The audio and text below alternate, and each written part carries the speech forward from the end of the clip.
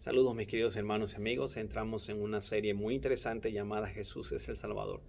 Espero que este estudio bíblico te pueda ayudar para que tú compartas con otros, con tus amigos, tus familiares, a todas aquellas personas que tú quieres ver en el reino de Dios contigo. ¿Tenía Dios un plan con nosotros antes de crear a Adán y Eva? Los cuestionamientos de la conciencia humana, sin tener un previo conocimiento de la palabra de Dios, quizás nos pueden jugar una mala jugada a nosotros. Y es que las Sagradas Escrituras sí nos mencionan que antes de que Adán y Eva existieran en este mundo, antes de la creación, ya Dios tenía un plan contigo y un plan conmigo. ¿Tenía Dios un plan de salvación para nosotros, para el ser humano, antes de crear a Adán y Eva? ¿O fue que la situación del pecado en este mundo encontró a Dios de sorpresa? Vamos a ver qué dice la Biblia. En Apocalipsis capítulo 13, versículo número 8 dice: y la adoraron todos los moradores de la tierra, cuyos nombres no están escritos en el libro de la vida del Cordero. Dos puntos en este versículo. Número uno, nos dice que en este tiempo final donde nosotros estamos viviendo, previo a la segunda venida de Cristo, en este momento de mundo, de caos, de violencia, mientras yo les hablo ahorita, mi país, Venezuela, está pasando una situación bastante desagradable, producto del pecado.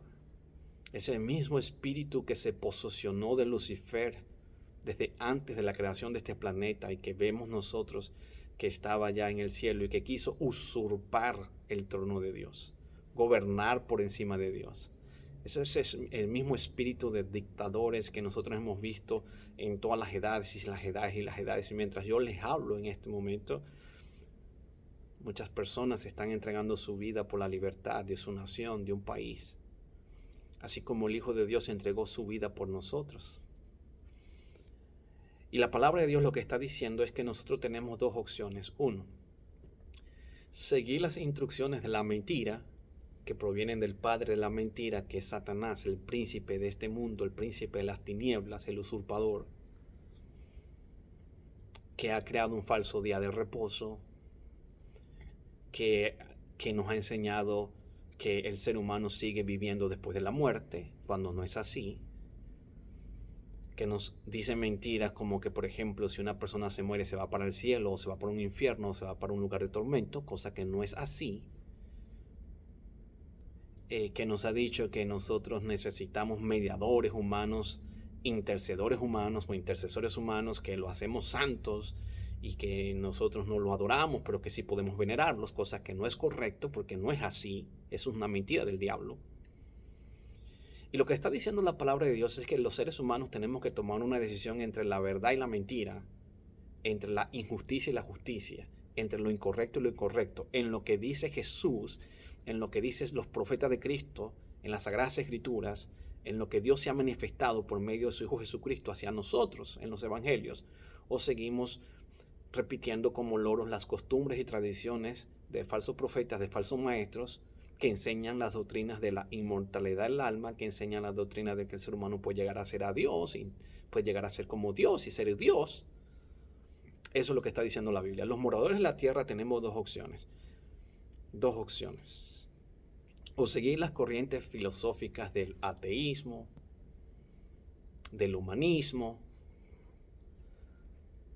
seguir creyendo en que nosotros vamos a seguir viviendo después de la muerte sin necesidad de que Dios nos controle por amor, porque nos hemos entregado a Dios, porque deseamos servirle a su gobierno, que es sempiterno, que es justo, violando la ley de los 10 mandamientos.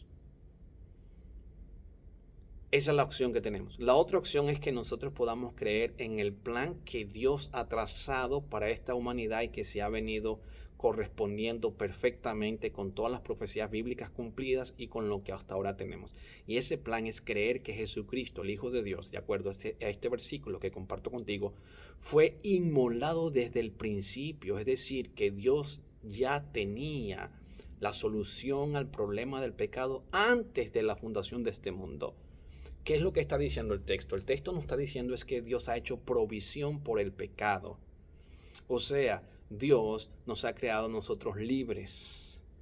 Pero la libertad no te da derecho a ti de que tú puedas entonces salvarte viviendo o sirviéndole al pecado si esa ha sido tu elección o si esa es tu elección, porque para eso Dios te creó libre, con capacidad de decidir, de tomar decisiones, así como Dios hizo a los ángeles, incluyendo a Lucifer, que hoy es el diablo y Satanás. Por eso el gobierno de Dios es amor, es justo, porque Dios le da la oportunidad a las personas con capacidad de razonar, de ejercer una fe racional, de que puedan decidir entre la justicia o la injusticia, entre la verdad y el error, entre la vida o la muerte eterna. Y Dios sabía que estaba haciendo un riesgo, porque cuando hizo a Adán y Eva, los hizo con capacidad de elegir y decidir entre el bien y el mal.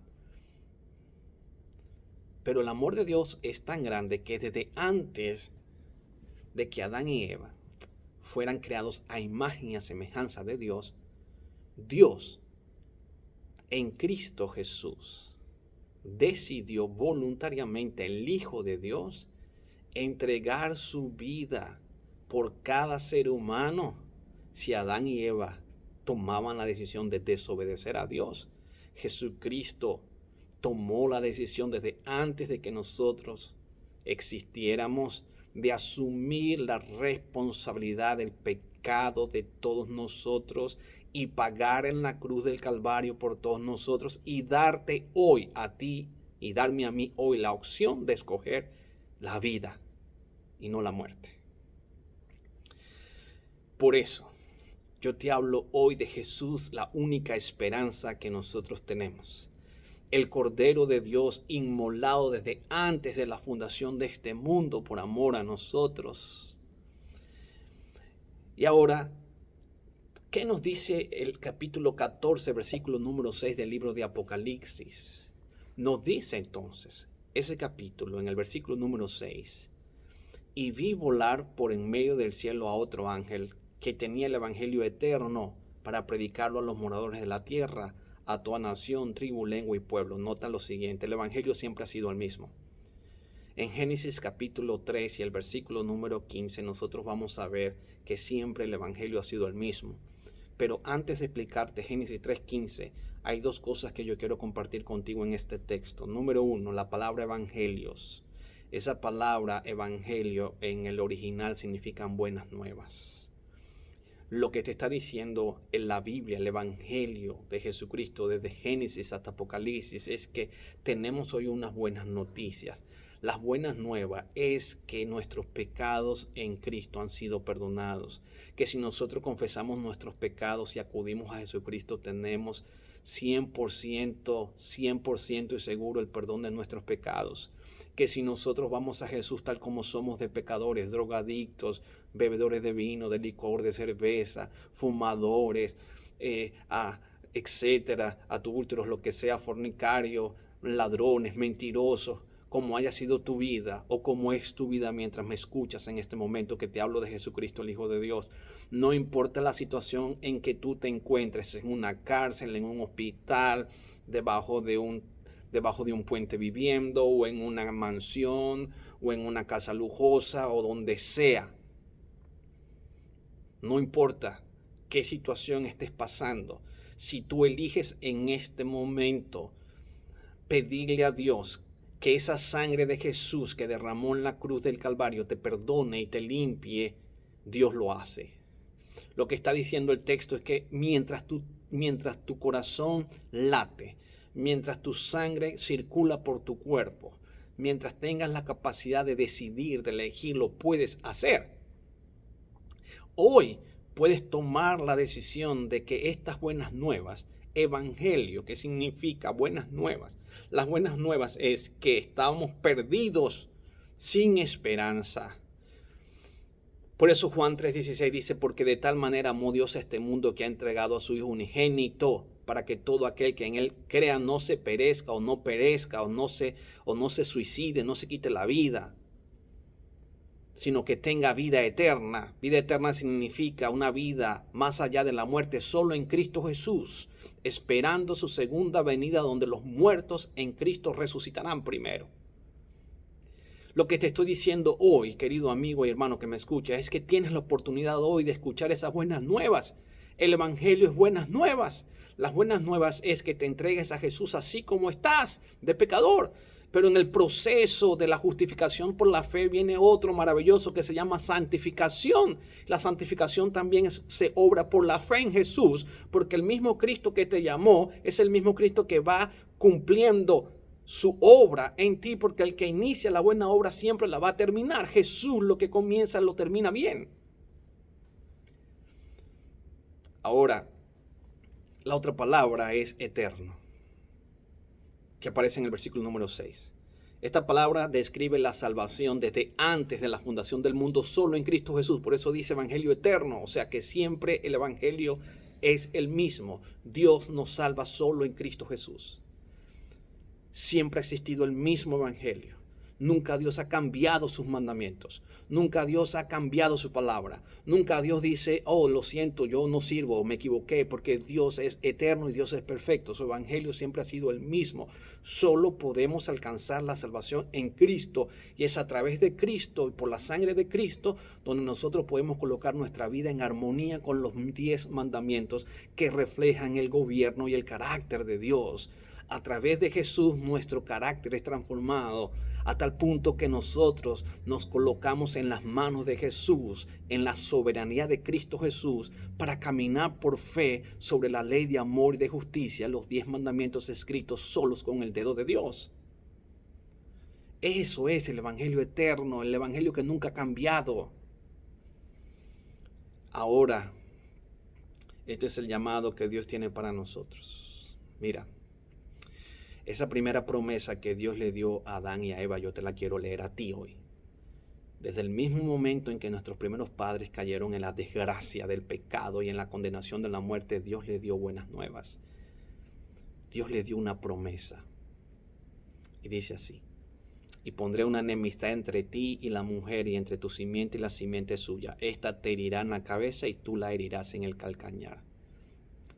Dios nos ha hablado por medio de parábolas, por medio de simbología. Dios nos ha hablado por medio de símbolos, por medio de historia, por medio de metáforas a través de toda la Sagrada Escritura.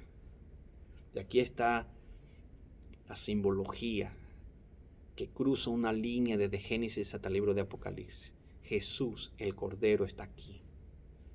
Jesús, el Cordero, está aquí para solucionar el pecado de este mundo. La enemistad que tú y yo tenemos no es contra nuestro prójimo. La enemistad que tú y yo hoy tenemos es contra el diablo, Satanás. Pero Satanás es un enemigo derrotado, porque Dios lucha por ti. Eso es lo que Dios le dijo a Adán y Eva: yo lucho por ti. Mira, hay una enemistad, y nótese que aparece el símbolo de la mujer, la iglesia de Jesús. Ahora Dios toma a la mujer de Apocalipsis, ahí está, virgen, pura, que dio a luz a su hijo, la iglesia, tanto del Antiguo Testamento como su iglesia en el Nuevo Testamento, está correspondida gracias al poder salvífico de la sangre de Cristo parada en la palabra de Jesucristo. Aquí está, Dios te habla por parábolas, por simbología. Esta te herirá en la cabeza. Ahora la serpiente es símbolo de Satanás, la serpiente antigua, diablo y Satanás. Dice que iba a herir al Hijo de Dios en el calcañar, donde pisa la serpiente, donde muerde la serpiente. Pero dice que el Hijo de Dios, el Cordero, aplastaría a la serpiente en la cabeza a través de su sacrificio. Y eso ya pasó. La victoria está consagrada. La victoria es nuestra. La victoria es de Cristo. Cristo Jesús venció. La victoria de Cristo en la cruz es tu victoria. Y hoy tú puedes confiar plenamente en el plan de salvación. Entonces preparémonos porque Jesús viene. Por eso la Biblia dice en Hechos capítulo 4, versículo número 12, y en ningún otro hay salvación. No hay salvación en ninguna otra persona. No hay salvación en ningún otro. Olvídate de que vas a encontrar salvación que si en San Pedro, que si en la Virgen María. No hay salvación. Solamente el único que fue destinado desde antes de la fundación del mundo, el Cordero, el único, el que murió en la cruz del Calvario, es el único que tiene poder no solamente para perdonar tus pecados, sino también para darte un nuevo corazón. Es el único que dijo: yo doy mi vida y la vuelvo a poner. Me la quito y la pongo por amor a vosotros. no hay salvación en ninguna otra persona. No hay ninguna persona que pueda interceder en este momento por ti, por tu alma, en el santuario celestial, excepto Jesucristo. Por eso, mis queridos hermanos y amigos, Jesús dice en Juan 14:6, yo soy el camino, la verdad y la vida, y nadie va al Padre excepto por mí. Es por eso que la Biblia nos dice, no hay salvación en otro, sino en Jesús.